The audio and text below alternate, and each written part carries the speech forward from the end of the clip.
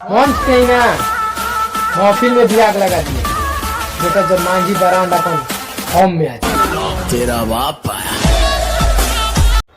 आपन आदमी अब ये चलते बता दो तनी पैंट उठा के जल्दी भाग कहे कि मांझी ब्रांड आओ। तेरा बाप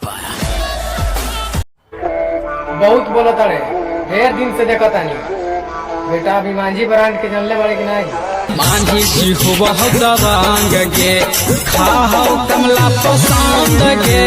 नयारा न छपरा ना ही सिवान से, नयारा न छपरा ना ही सिवान से जौन बिना छिलले बांस करेला बेटा हम जिला रोहतास से।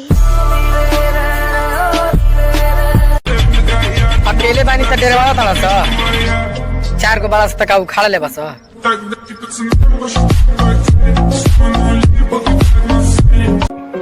आजकल प्यार के करता हमार भाई सब कोई तो पारे करता।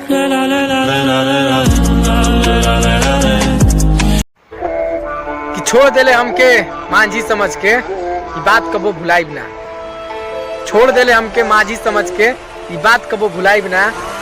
खोज तू कितना खोजलिस लइका जिला होके चाहे जवार में मांझी लेखा मरद तोरा के कहीं भेटाई ना। प्रेम के लिखबै अमर कहानी याद करते दुनिया गे।